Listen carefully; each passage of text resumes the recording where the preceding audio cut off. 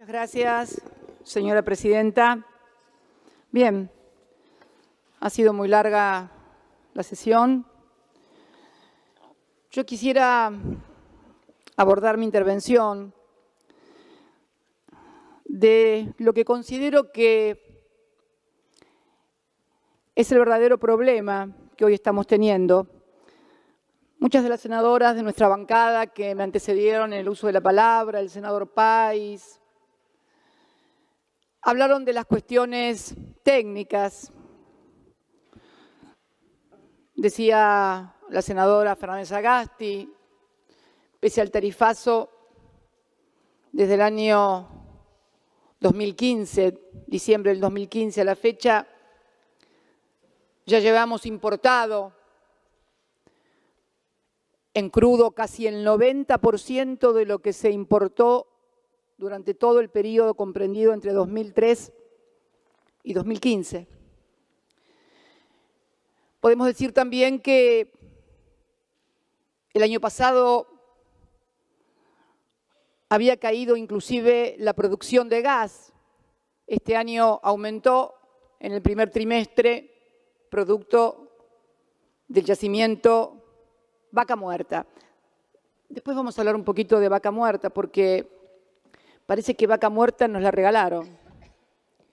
Parece que Yacimientos Petrolíferos Fiscales hoy es Argentina porque, bueno, un día nos levantamos, nos despertamos y lo que había sido privatizado había vuelto al patrimonio argentino.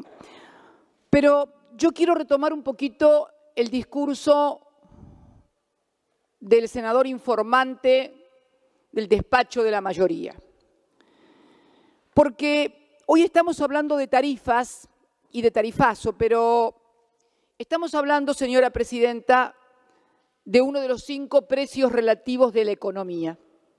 La economía tiene 5 precios relativos fundamentales: dólar, tarifa, tasa de interés, salarios y el precio de los bienes y de los servicios que no son tarifas públicas, pero que son prepagas, servicios educativos, etcétera. Y esto es muy importante porque si uno observa el precio o el estado de estos 5 precios relativos de la economía, es catastrófico el estado de los 5 precios. El tarifazo, hoy estamos tratando el tarifazo, pero la situación de la sociedad argentina se ve agravada no solamente por la llegada del tarifazo, sino porque los otros precios han variado y han variado para peor también. Ha habido un tarifazo exponencial, hablamos de 1.300, 1.400, aumento de luz, de gas, 900 de agua, etcétera, etcétera. Pero otro precio fundamental de la economía, los salarios, se han depreciado. El dólar se ha detonado, la tasa de interés vuela por los aires y el precio de las cosas que la gente consume, alimentos, vestimenta, bienes, servicios, etcétera, etcétera, también se ha disparado. Y es un poco lo que planteaba hoy el senador Mayans en su carácter de miembro informante. Cuando todo esto se junta, junto al tarifazo, la devaluación, la caída del salario, el aumento desbocado de los precios, una tasa de interés que hace imposible el acceso al crédito para financiamiento productivo, porque es mucho más fácil y mucho más redituable hacerlo en lo especulativo, estamos ante un problema muy grave. Mire, el precio del dólar cuando Néstor Kirchner asumió el gobierno era de 2,98 aproximadamente. 2 pesos con 98 era el dólar. Y cuando nosotros entregamos el gobierno el 10 de diciembre del 2015, el precio del dólar era 9,86.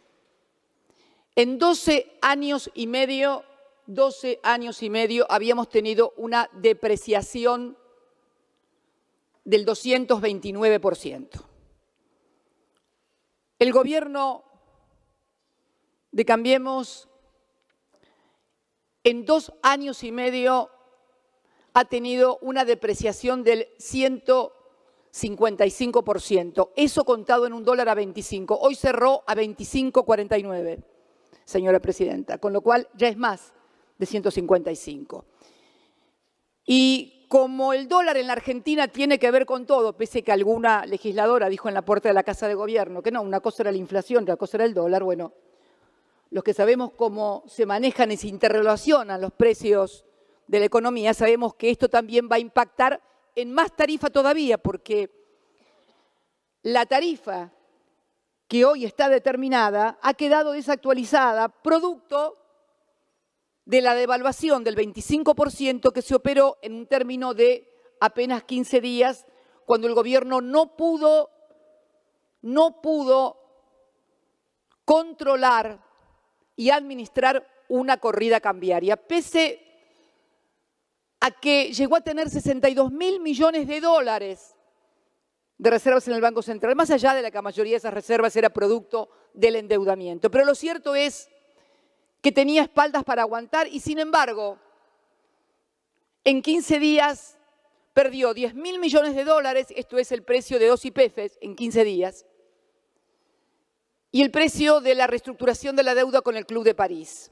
Y así todo, le clavaron el dólar a 25 pesos con una devaluación del 25%. Hoy nos enterábamos, y lo decía una senadora por Santa Fe, que tomó Estado Público un contrato celebrado entre el Ministerio de Energía y las petroleras en su carácter de distribuidoras del combustible, o sea, en el downstream, Acción, Shell e YPF. Allí se fija el Ministerio, o sea, el Estado Nacional, el Tesoro Nacional, se compromete a compensar a las petroleras por el congelamiento de los precios de los combustibles que se estima ya tienen un desfasaje del 30%. ¿Cómo es que de repente se dice que no hay recursos para subsidiar las tarifas de los ciudadanos y de las ciudadanas, y sí vamos a tener recursos para compensar a las petroleras por el congelamiento de los combustibles? Porque no es mentira, señora presidenta, que se hayan eliminado los subsidios. Se eliminaron los subsidios que financiaba el Tesoro Nacional, pero ahora hay subsidios ciudadanos. Son los ciudadanos y ciudadanas argentinas los que están subsidiando la rentabilidad de las empresas. 16.000 millones de dólares. Mire, quiero mostrarle, ustedes saben que siempre cuando comenzamos a elaborar este tipo de análisis, comienzan los gobiernos populistas, en fin.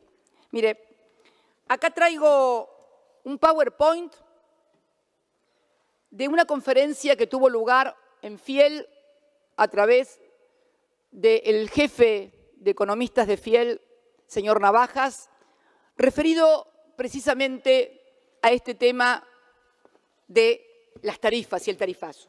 Mire, cuando terminó la conferencia, en las reflexiones finales decían, primero reconocer que esta, y se refería al tarifazo, al impacto de las tarifas, primero reconocer que esta es una operación de transferencia colosal de ingresos desde la demanda equivalente a 5 puntos del PIB, Producto Interno Bruto, la mitad sobre las familias. ¿Sabe cuál es la cifra, señora presidenta?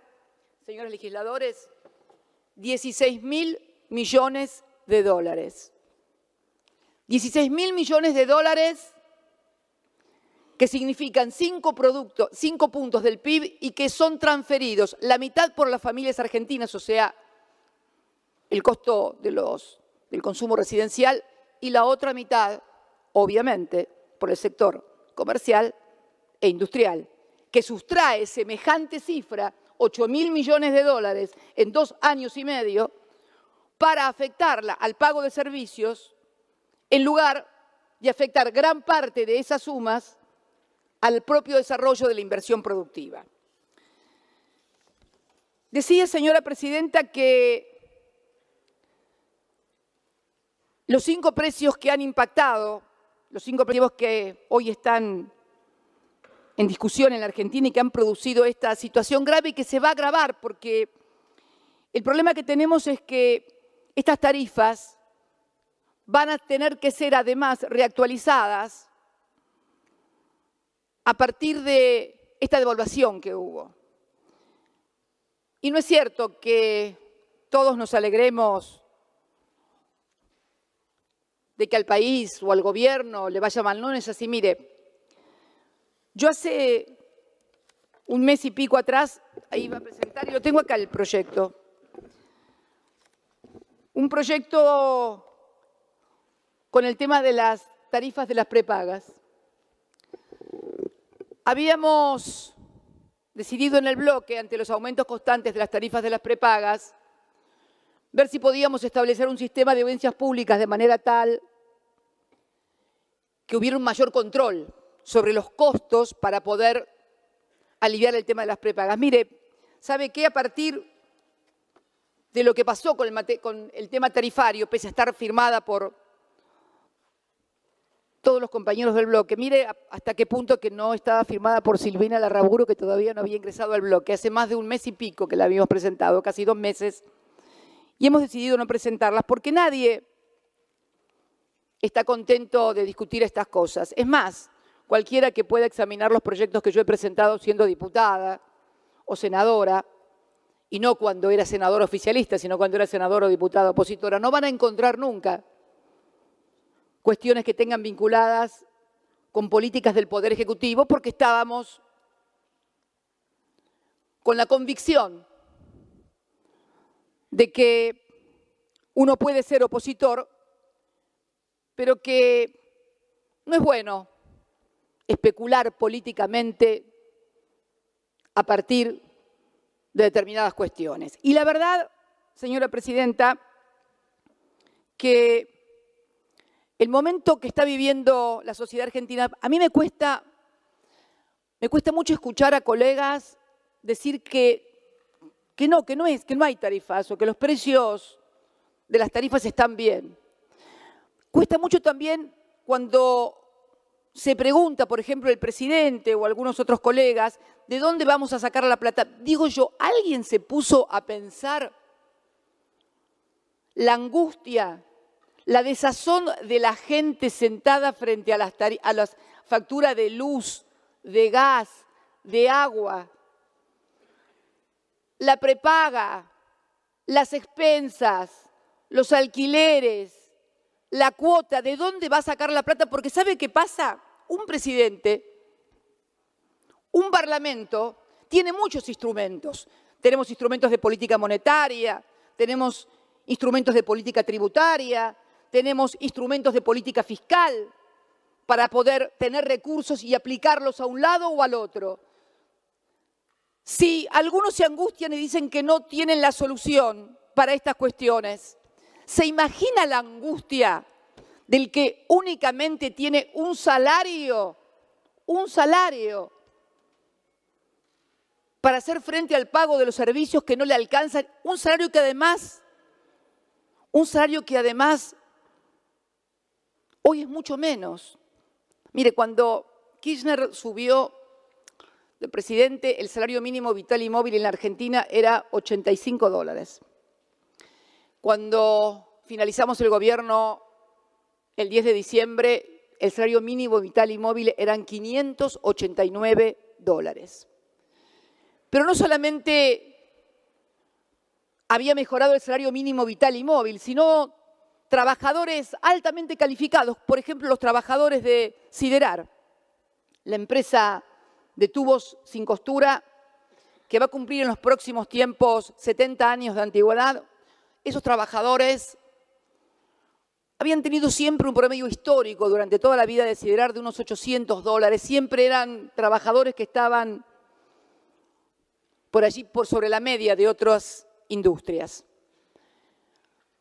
Cuando terminó nuestro gobierno, esos trabajadores ganaban promedio $2.400. De los 800 históricos habían pasado a $2.400. Hoy, antes de la devaluación del 25%, ya estaban ganando $1.300. Y le digo algo, estoy segura que la mayoría de esos trabajadores los deben haber votado a ustedes. ¿Sabe por qué, señora presidenta? Porque les habían prometido que todos los trabajadores que pagaran impuesto a las ganancias no iban a pagar. La frase aquella de cuando yo sea presidente, ningún trabajador argentino va a pagar impuesto a las ganancias. En ese momento, año 2015, pagaban impuesto a las ganancias 1.059.000 trabajadores. Hoy pagan impuesto a las ganancias casi 2 millones de trabajadores. Podríamos seguir también que este salario mínimo en dólares de 589 al 10 de diciembre, hoy, y que además ocupó durante mucho tiempo el primer lugar en materia de capacidad salarial de América Latina, hoy ha perdido casi un poco más de $200 y está en $380, más de $200. Ya bajado al cuarto lugar, ha bajado 4 posiciones en el ranking de salarios.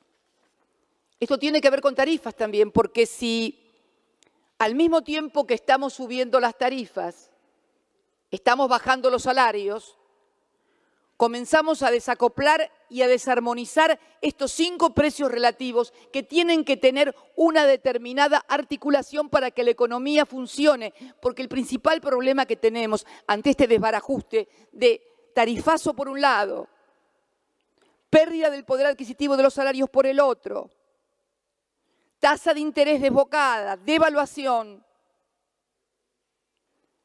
tasa de interés, caída del PBI, bueno, en fin, todo junto esto, señora presidenta, está creando una situación que creo que el gobierno debería observarla y creo que debería replantear esta política tarifaria y creo que lo que se está proponiendo, que es que las tarifas se retrotraigan a diciembre y además se aplique el salario, la variación salarial para decir el aumento, no me parece tan irresponsable. Al contrario, le puedo asegurar que en materia de armonía social, que en materia de que las cosas no se salgan de madre, creo que sería aconsejable que lo tomaran en cuenta. En cuanto al tema de la crisis energética, primero, creo que el tema de la pesada herencia como recurso retórico, como recurso mediático está bien, pero me parece que a esta altura somos el país que más deuda ha contraído en los últimos 2 años y medio. Más de 100.000 millones de dólares. ¿Alguien cree que si el país hubiera estado fundido y en crisis, los mercados internacionales nos hubieran prestado 100.000 millones de dólares? ¿Es sensato? ¿Hacia el sentido común? Me parece que no. Y no me voy a poner a sacar ahora acá los ejemplares de las emisiones de deuda que hicieron para los 100 años o los bonos de deuda de enero pasado o el folleto, el prospecto cuando hicieron el mini Davos aquí en Puerto Madero, donde vinieron inversores de todo el mundo y el título era La Argentina, tierra de oportunidades. Está muy claro, señora presidenta, que el nivel de desendeudamiento con el que el gobierno de Cambiemos se inició ese 10 de diciembre fue inédito en la historia. Esto creo que no lo puede negar absolutamente nadie. El mayor nivel de endeudamiento, el menor nivel de endeudamiento en moneda dura, en moneda extranjera, 10%. Creo, señora presidenta, que entonces hablar de crisis en un país donde las crisis siempre han sido por estrangulamiento externo, me parece, señora presidenta, que ya es hora de que no se le mienta más a la gente.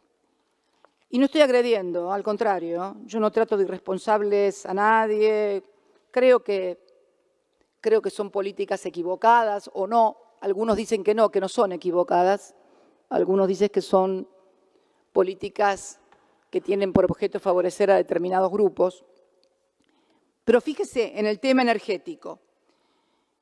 En el tema energético, el senador Mayán hablaba de que la Argentina, durante los 12 años y medio de gobierno, tuvo un crecimiento en generación de megavatios más que importante. Pero no solamente en materia de generación de megavatios. Se ha hablado de transporte de la energía, se ha hablado de generación de la energía. Miren, quiero comentarles. En el año 2003, en líneas de transporte de alta tensión, la Argentina tenía 9.083 kilómetros lineales de líneas de alta tensión de 500 y 132 en todo el país. Para que tengamos una idea, la primera inversión eléctrica en la Argentina se hizo a fines del siglo XIX. No vamos a hacer el cálculo desde ahí, hagamos el cálculo desde 1903, por ejemplo.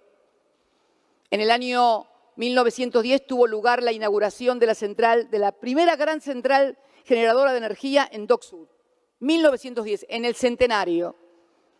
En el centenario se inauguró la primera generación de energía. Bien.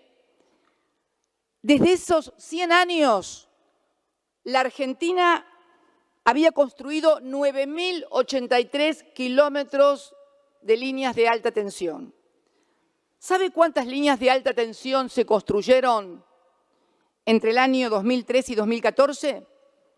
5.500 kilómetros de alta tensión de línea de 500 conectando al todo el país, incluso a zonas que nunca habían estado conectadas. Quiere decir, señora Presidenta, que hablando en materia de transporte de energía eléctrica, en 12 años y medio construimos el 61% del transporte de alta tensión de la República Argentina. Y como siempre dicen que decimos que son obras que no existen, miren, acá hay senadores de todas las provincias y de todas las regiones, oficialistas, opositores.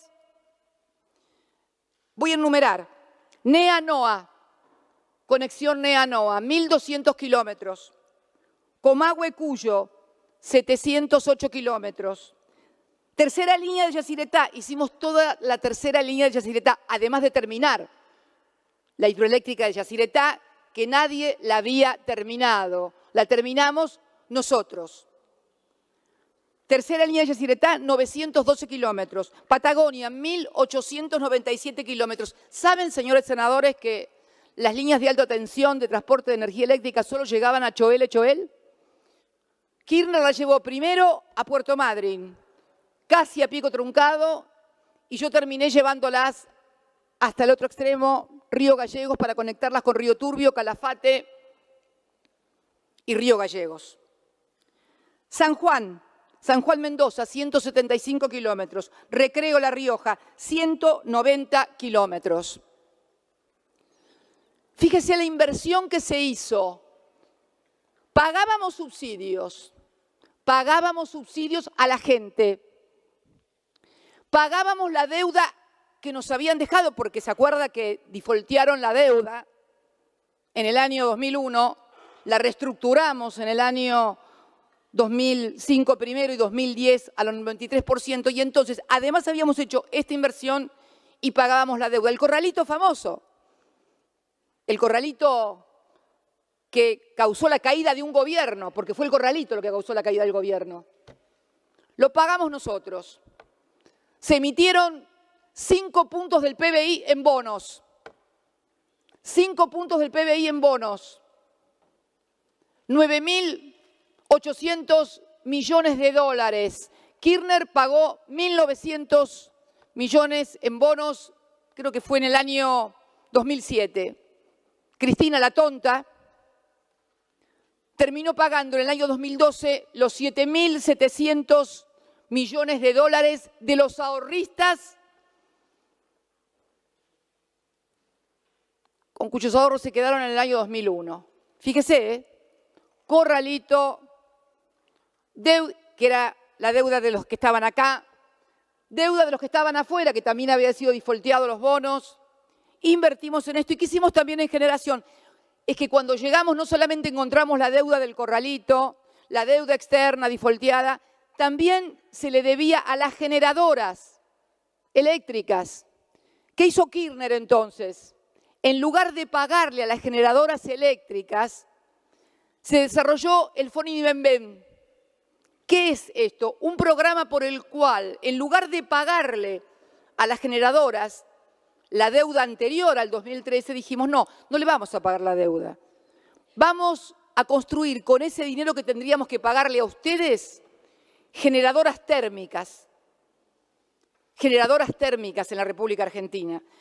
Y ustedes después van a entrar como accionistas de esas generadoras térmicas. Se construyeron 6 generadoras térmicas por un total de 4.600 megavatios en la República Argentina. Las térmicas son gasíferas. Escuché decir hoy que la matriz energética en la Argentina es petrolera. No, señora presidenta, la matriz energética en la Argentina es fundamentalmente gasífera.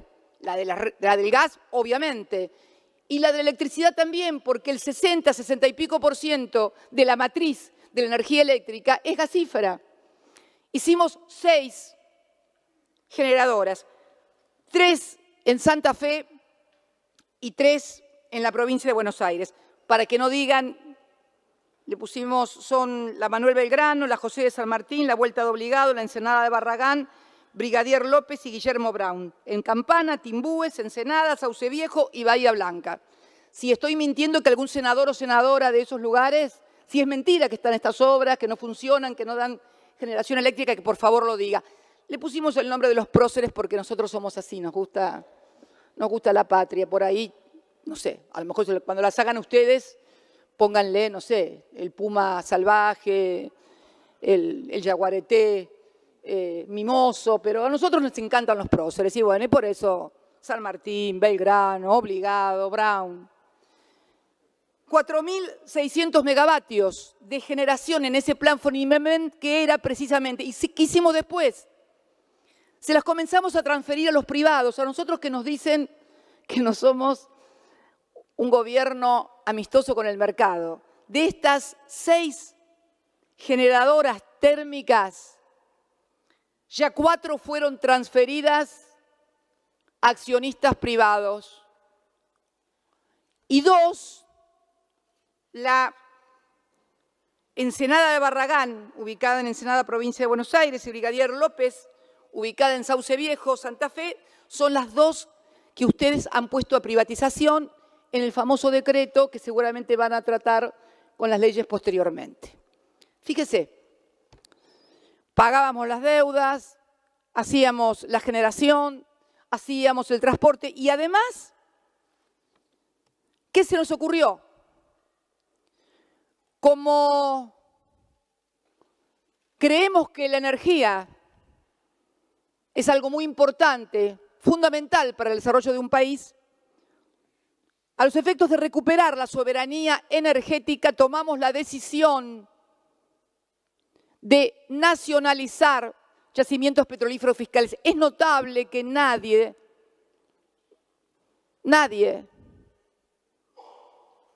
haya tenido este reconocimiento, sobre todo porque ahora lo veo al presidente en vaca muerta todo el tiempo.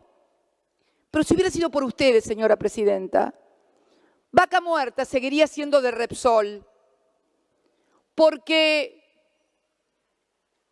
todos ustedes votaron negativamente la nacionalización de Repsol, de YPF.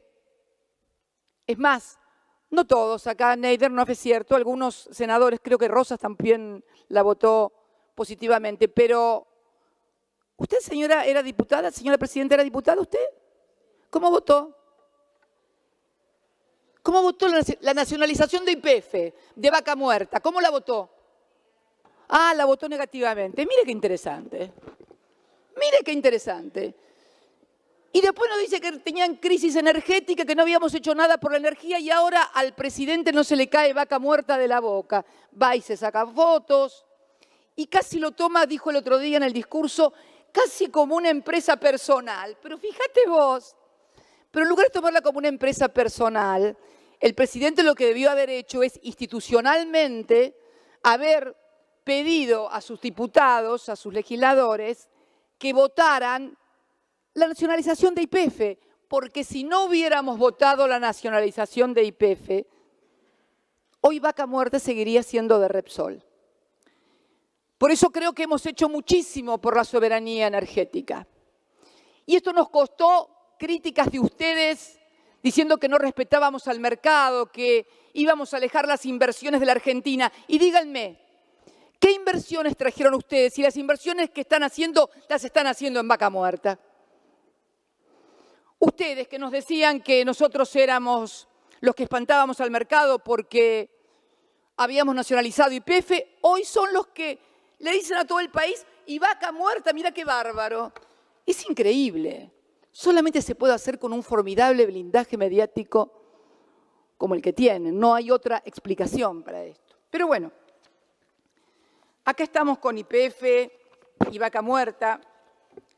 Y estamos también, señora Presidenta, con el tema de lo que se denomina la responsabilidad, porque se ha apelado y se ha dicho de la falta de responsabilidad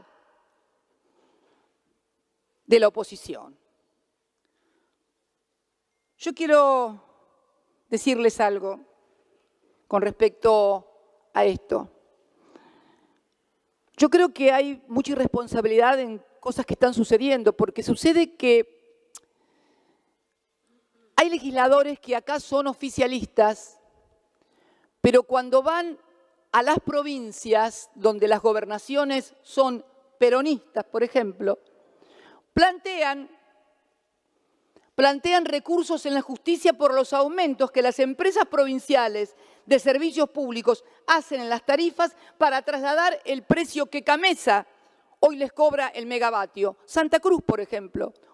Y también en Catamarca. Charlaba el otro día con la gobernadora de Catamarca y me comentaba que la Corte de Justicia de la provincia de Catamarca le había hecho devolver, acá se dijo hoy que iban a hacer devolver a las provincias las tarifas que el MAS hubieran cobrado a la gente. Esto ya sucedió, quiero comentarles. Sucedió en la provincia de Catamarca y sucedió en la provincia de Catamarca a instancias de presentaciones que hicieron los que acá son oficialistas y dicen que el tarifazo está bien y que cuando bajan en Catamarca o bajan en Santa Cruz dicen que es una barbaridad que las gobernadoras o los gobiernos provinciales aumenten las tarifas. Esto es lo que está pasando. Esto sí que es irresponsabilidad, señora Presidenta. Mire, es irresponsabilidad, señora Presidenta, que, por ejemplo, cuando en el año 2011, a los pocos días de haber ganado las elecciones, tomamos una decisión en materia tarifaria de reacomodamiento de tarifas y subsidios. Y fíjense lo que sucedió con la prensa. 6/11 del 2011, prepara el gobierno drásticas reducciones de los subsidios. Colectivos advierten que el boleto podrá costar el doble.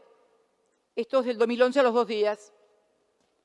Apura el gobierno la quita de subsidios en el conurbano, 27 de 2011. Subsidios, presión oficial para sumar más renuncias. Una cosa que me olvidaba. ¿Se acuerdan que inauguramos un registro de renuncia voluntaria a los subsidios. Bueno, sobre 14 millones de usuarios de luz, 8 millones de gas, ¿sabe cuántos se anotaron para renunciar voluntariamente a los subsidios? 32.000, señora presidenta. Creo que esto también habla de algunas otras cuestiones en la República Argentina. Y siguieron, el ajuste llega al interior, aumentan impuestos y tarifas, la quita de subsidios llegará a la clase media en 60 días, extienden a más hogares la eliminación de los subsidios, esto es todo 2011. Y el problema es que esto que puede decirse, bueno, pero son unos diarios los que dicen esto. No son unos diarios. Ese es el libreto que después, durante las 24 horas del día, repican en diario y televisión, generando climas adversos a un gobierno cuando debía tomar decisiones. Pero no terminó ahí, siguieron. En el 2014, mire, la verdad esto es antología. Esto es antología porque en el 2014 también el ministro de Economía, Axel Kicillof, anuncia un tarifazo, dicen. Fíjese, el ajuste Kicillof sigue la receta más ortodoxa del Fondo Monetario Internacional. Es increíble. Esto está publicado el 28 de marzo del 2014. Panorama empresarial, a la devaluación de la moneda, aumento de las tasas de interés y visible caída del poder adquisitivo de los salarios, ahora el gobierno le suma un fuerte incremento de la tarifa de los servicios. Yo quiero leer el principio de esta nota, que es un importante comentarista económico al que suelen leer no solamente los dirigentes políticos, sino también los empresarios. Y acá dice Axel Kicillof, con el fuerte incremento en las tarifas públicas que decidió la Casa Rosada, obviamente, completó ayer el ajuste ortodoxo de la economía. En promedio el ajuste llega, adivinen a cuánto era el terrible ajuste, al 20%. Pero en algunos casos las tarifas del agua se elevan un 400% y las del gas arriba del 100%. Fíjense, tarifas arriba del 100%. Así el Palacio de Hacienda se alinea con las tradicionales políticas que recomienda el Fondo Monetario Internacional, al que por supuesto jamás fuimos ni venían tampoco. Y deja atrás un relato que ya poco tiene que ver con la realidad económica. Si uno leyera esto parecería que podría ser aplicado ahora, pero ahora no lo escriben. El ministro explica o aplica el plan ortodoxo con una intención. Esto es lo más grande de todo. Tratar de complacer a los centros financieros internacionales para poder volver a endeudar a la Argentina. Estas cosas decían de nosotros. Fíjese, lo que pasa ahora lo ocultan y lo callan e inventaban cosas que no sucedían. ¿Y qué decía la oposición de entonces? Mire, pude rescatar un tuit suyo, señora presidenta, el 10-11 del 2015, 6 días antes del balotaje. Gabriela Michetti, 16 de noviembre de 2015. No hay que subir tarifas. Hay que favorecer a la gente más humilde que paga muy caros los servicios. Esto lo decía usted, señora presidenta, cuando era candidata a vicepresidenta a 4 días del balotaje. ¿Y ustedes nos hablan a nosotros de mentira y de verdad? ¿En serio que ustedes tienen cara? ¿Ustedes tienen cara para hablar de mentiras en la República Argentina? Pero por favor, señora presidenta, se cansaron de mentirle en todo a los trabajadores que no iban a pagar ganancias, a los usuarios que no iba a haber tarifazo, que no iba a haber devaluación, que jamás iban a ir al Fondo Monetario Internacional. ¿Se acuerda aquella expresión? Pero Daniel, pareces un panelista de 6, 7 y 8. ¿Saben por qué pueden hacer todo esto ustedes? Por la impunidad mediática que tienen. Pero ¿saben qué? Les juega en contra. Porque creyeron que podían hacer cualquier cosa. Este es el tema de tener impunidad mediática. Finalmente terminan pasándose de vueltas en las decisiones que toman, y luego la crisis se torna incontrolable. Hoy tenemos un nivel de endeudamiento que no teníamos ni de cerca en el año 2015. Tenemos un dólar que no sabemos en cuánto va a terminar, pero que presumimos porque sabemos que el Fondo Monetario Internacional les va a exigir actualizar el tipo de cambio a lo que ellos consideren posible para pagar. Porque esos 100.000 millones de dólares que les han prestado, los vamos a tener que devolver todos. Y el Fondo Monetario Internacional viene para garantizar que estén los dólares para poder pagarle a ellos. Es lo que decía hoy el senador Fuentes cuando dijo que esto comenzó con el pago de los fondos buitres. No tengo ninguna duda, señora presidenta, que allí comenzó el segundo ciclo de endeudamiento de la República Argentina, que hoy estamos viendo desplegado en todo su esplendor. Y me parece que realmente deberíamos tomarnos las cosas de otra manera. No podemos seguir creyendo que con las mentiras o porque los medios de comunicación tienen un blindaje mediático, que esto, porque en algún momento la plata va a haber que devolverla. Y cuando vengan las exigencias, evidentemente vamos a tener que tratarlas aquí en el Parlamento, más allá de que ustedes decidan o no. Por eso, señora presidenta, creo que es importante que entiendan que la oposición no es irresponsable, al contrario. No es irresponsable porque jamás hemos presentado proyectos para que... Estaba buscando el otro día un proyecto y veía un proyecto del senador Neidenhoff. En el año 2009 presentó un proyecto para suspender la aplicación de las tarifas. A ver si encuentro el proyecto. Mire, acá lo tengo. Mire, en el año 2009, suspensión de la resolución 1169/08, nuevas tarifas de energía eléctrica de la Secretaría de Energía de la Nación por el término de 180 días para las provincias de las regiones del NEA y del NOA. Mire entre los fundamentos lo que decía. Nos pedía que se suspendiera una tarifa para NEA-NOA y mire lo que decía. Para este caso y tantos otros más es que consideramos que el actual incremento tarifario atenta contra los derechos esenciales del ser humano, ya que los sectores de menores ingresos al pagar el consumo de energía eléctrica no podrán hacer frente a otros gastos y requisitos mínimos para su supervivencia digna. Yo he sido opositora. Nunca presenté un proyecto de estos.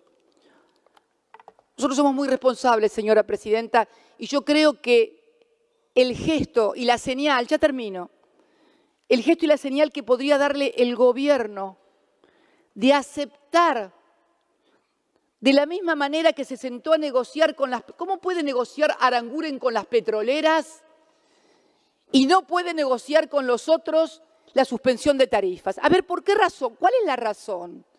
Tenemos que terminar pensando que la razón es porque los que cobran, como decía hoy la senadora Anabel Fernández Sagasti, son los amigos del presidente.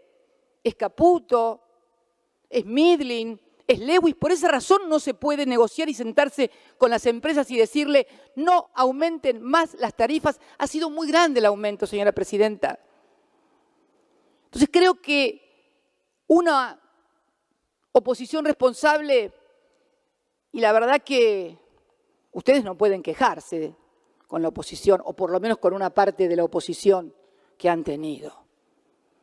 Yo me acuerdo cómo eran ustedes cuando eran oposición nuestra. Ustedes nos dejaron en el año 2010 sin presupuesto.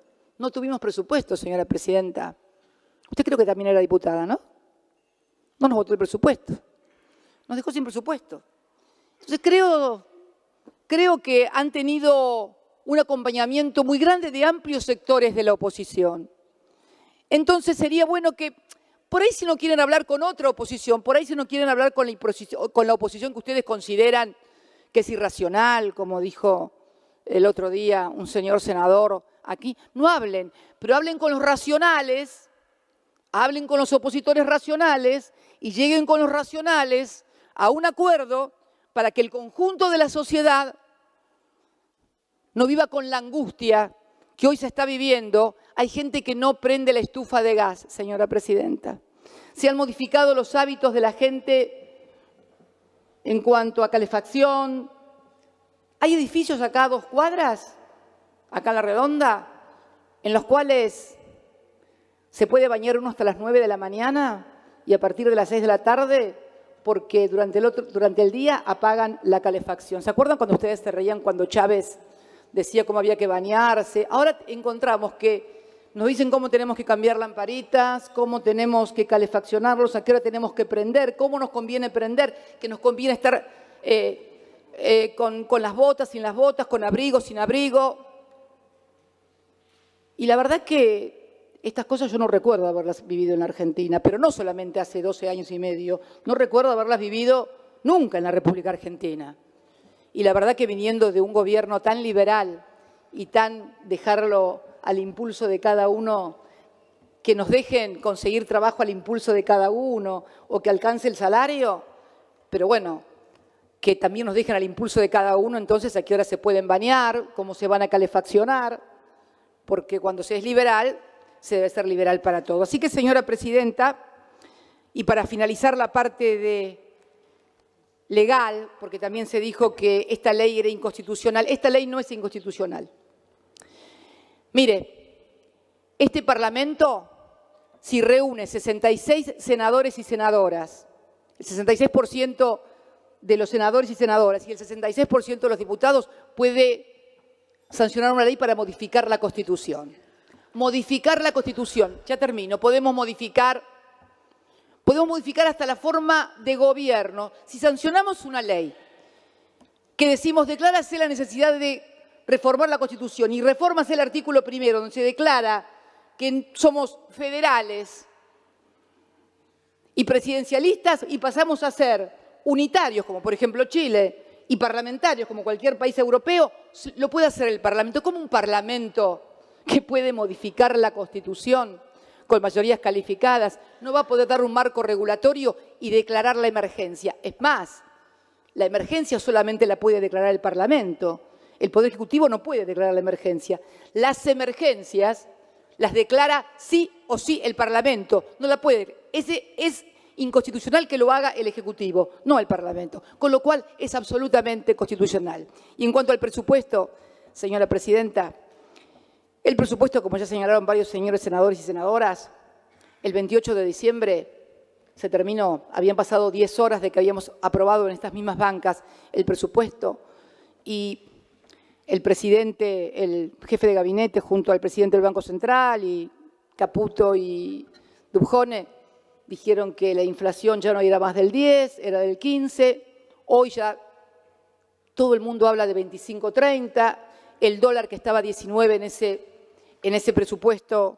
Senadora, a 25. son 18 minutos más que lleva. Ya termino. Así lo viene diciendo hace 5 veces. Sí, ya termino. Así que, señora presidenta, creo que en serio estamos haciendo una contribución a que puedan mejorar una situación que se está tornando bastante inmanejable. Muchas gracias, señora presidenta.